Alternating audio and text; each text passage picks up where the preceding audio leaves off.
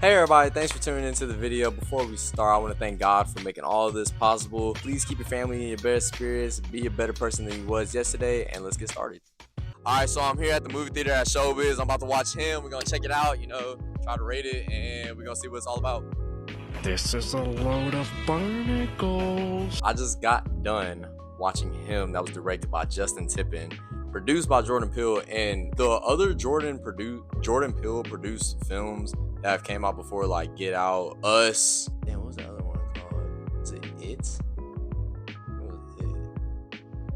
Anywho, so the other Jordan Peele produced films, like I was already walking into this, I was expecting it to be already great, but the expectation was so high from the trailers that we had watched before, and like I was expecting this to be like spectacular. I knew it was gonna be like intricate into its plot, into what it's doing, but it really didn't land home to me. Everybody's performance was top tier though. Like our lead, Tyreek Withers, I've seen him before in the show Atlanta when he did that like one episode where he was like being like a racist kid or whatever. It was kind of funny, but he plays Cameron Cade and we're following him the whole time, and his performance is great. He has like a monologue at the end that really hits, but throughout the whole movie he doesn't really talk. But I think that is supposed to be like the stereotype of a football player, kind of like they're not really there to talk as much, just there for the love of the game. Now Marlon Wayans he cooked this whole film. I'm telling you, when he played Isaiah White as the coach, bro, he cooked. Like every scene, he was the highlight of the movie. Every scene that you watch him in, your eyes like light up and he's attached. We know Marlon Wayans to be like goofy in other movies, but we be forgetting that he be taking on serious roles and he kills it. He kills whatever he does. The whole Wayans family kills. And then his wife was played by Julia Fox, but shout out to her, bro. Her and Uncut Gems. Damn, what a big ass. Tough. And in this movie, she played like the role that she usually plays, like kind of snobby, like wifey, white girl type. Every time she pops up in the film, she kind of like snaps back and forth, like you're following her the entire time, which I don't know. She was pretty entertaining to me. Now the main theme of this movie is just dealing with like sacrifice, and we've seen that in the trailers, that like the whole point of the movie is how much are you willing to sacrifice for something that you want to do. And I think that they really do portray it really well, but to get to that point of like them hitting home with the message, it feels like to the average viewer, to like you probably that's watching this, like to the average viewer that doesn't even go to the movies or watch movies that often, you will not be like locked in. Like you're gonna be like really, because in my movie theater alone, I was looking around and people were like leaning to the side, like because they were confused on what the message was and it wasn't really hitting home to them. They were just kind of just there to be there. I think to the people that actually do watch movies and like break them down and actually critique them for what they were and like don't, is like a judgment free zone, will like enjoy this movie overall. But it's still like I feel like that for first time watch that there's something kind of missing. But I know that it's something special that can grow on me over time the more that I watch this movie. But to the average viewer, they're gonna be like, I don't like what's going on here. You know what I mean? But overall, is it worth it to buy a ticket to the movies? I'll say yeah. It's worth the try. It's really worth the try to get your own opinion on it. But is it like something you need to go watch right now? I'm not. No. I don't think so. But I feel like it does hit harder in the movie theaters than what it would hit on at home. Okay, so now that's through. We're gonna get into spoiler territory. If you do not want to hear none of this, fast forward to the end of the video when I get my review. So the main point of this movie is the relationship between Cam and Isaiah, and it's a relationship between God and Jesus. Isaiah is seen as God. This is how I interpret it. From my recollection, I think like the meaning of the name, it's my own name, so how do I not know my own meaning of my name? So the meaning of Isaiah, Google definition by the way, so I don't know this, do not attack me please. It says that is the meaning of salvation, like God is my salvation. The name Isaiah, God is my salvation. The last name White is kind of like a symbol of like purity, like he's supposed to be pure, but his character does not give any of those elements at all. I mean, from a face value, yes, like to our protagonist, Cameron Cade, he is like the glorious, the greatest of all time. Like he's supposed to be the one. He is him.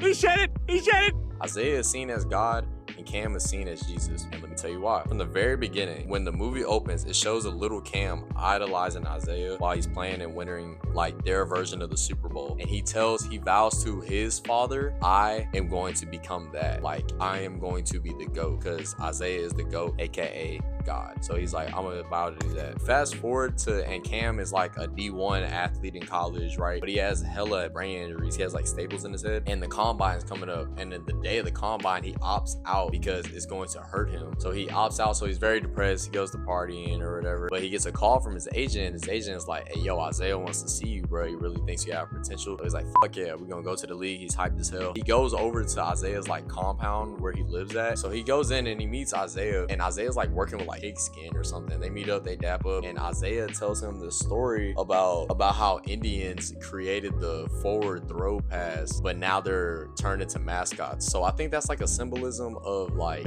he was telling him don't become a mascot. I do want to point out the training montages were peak. The soundtrack, bro, when the first montage happened and they were playing Lemonade, dog, I was like, I'm here for it. I was like, I'm here for it.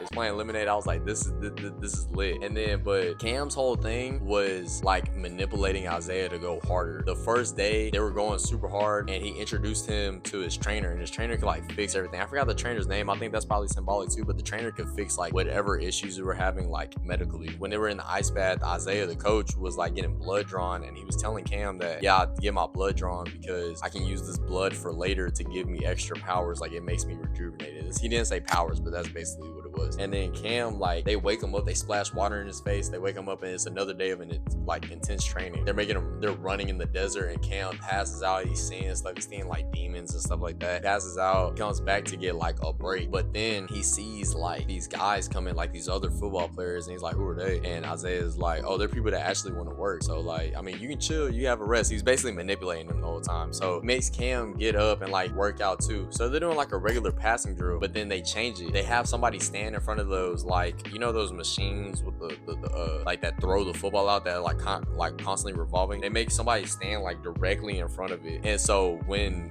Cam messes up on the drill, he turns over and the dude gets like hit in the head with the ball, like point blank hit with the head with the ball. He's like, what the hell is going on? And he's like, nah, you messed up. Like, you causing this. And he says, hey, he messes up again, ball again. He's like, no. So it makes him lock in, which that scene was pretty cool. I did like how it was played out. And then so he finishes it, he does what he needs to do, and now the guy's all bleeding and stuff, which was a pretty cool scene. And then the other training montage, when he was in the helmets and they were hitting, Cam gives this like speech, is like, what are you willing to sacrifice? And that's what you see in the trailer, where he's like, everything. They're training, and he causes like a head-to-head collision. And bro, they do this multiple times in the movie when it goes to this like Mortal Kombat X-ray black and blood picture. Like, that was so cool. Like, it slows down and it shows like the brain being concussed and like the brain breaking apart. It was kind of like on some Final Destination stuff, which was really cool. But he only did that to tap into Cam's like warrior ability. So after all like the training days happen, they finally have like a media day where Cam is like meeting all the owners and stuff like that, and he goes to a party, and the trainer like finally tells him like, hey bro, run. But he has a sit down with all the owners of the football league, and they're like, oh, they like ask him, like, they're like, hey, you wanna do this? And he's like, hell yeah. So they take a sip of wine, and that's kind of like a symbolism to communion, but it's like just blood. And once it taps into it, like locks him in, and they have a party and stuff. Hey, but the party sequences were dope in this movie too. Like, before that party happened, and then they had one at the house. Did y'all see that woman in the red lingerie? Damn, what a big ol' ass. Crazy. And then so after that, he drinks the blood, and it cuts to random cuts of them partying, and then it cuts to the trainer's head being chopped off. I was like, what the heck? But they had to use him for a sacrifice. I got that. Oh, this whole movie, like, the trainer is dry, like warning Cam, like, hey bro, you shouldn't do this. Like, and it kind of seems like Cam is kind of like telling him like, nah, you shouldn't be doing this, be better than me. But it's like, I don't know, it's something I have to watch again. But like, they were dry warning, like everybody was low-key dry warning him, like, is this really what you want to do? But he's like, yeah, without a doubt, like I'm the GOAT. I'm about to be the GOAT.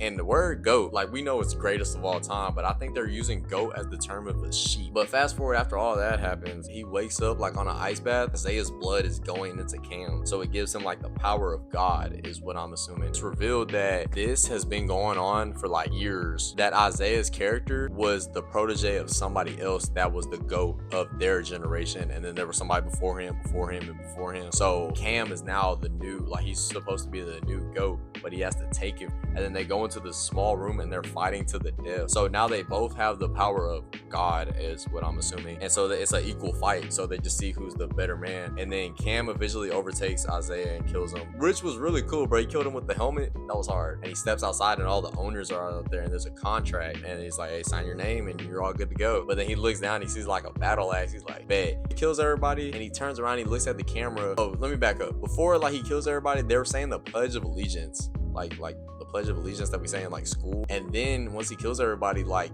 jets fly by with like red, white, and blue like gas coming out. So I think it symbolizes him, instead of choosing being a sheep, like being the GOAT, he chose freedom instead. Yeah, but nevertheless, that was the movie Him. I had a good time watching it, but I know to the average viewer it might not appeal to them. Like to the people that really be intrigued into movies and like is there for the experience. Also, I think football players or just anybody that plays sports in general would like genuinely like this movie, because it gives elements of it's kind of like a propaganda film of like, is it really worth it to play these sports because you're giving so much to your body? Because like we know the statistics of like making it to the league or making it to the higher point, like it's very slim to none. So is it really, I think that's what this is, a part message of this movie is like, is it really worth it to sacrifice your body to get nothing? So it was what I'm thinking. So I think athletes would really relate to this. But nevertheless, that was Him, and I think I'm gonna just give it a rating. You know what I mean? As of right now. But the more I'm thinking about it, it is growing on me. It might change. It's in between a and a Not bad. like a and a Not bad. like a and a. Not bad. It's in between one of those two. But yeah, that was my review. Keep God in your heart. Keep family close. Keep your friends close too. Be better than what you were yesterday. Thanks for watching.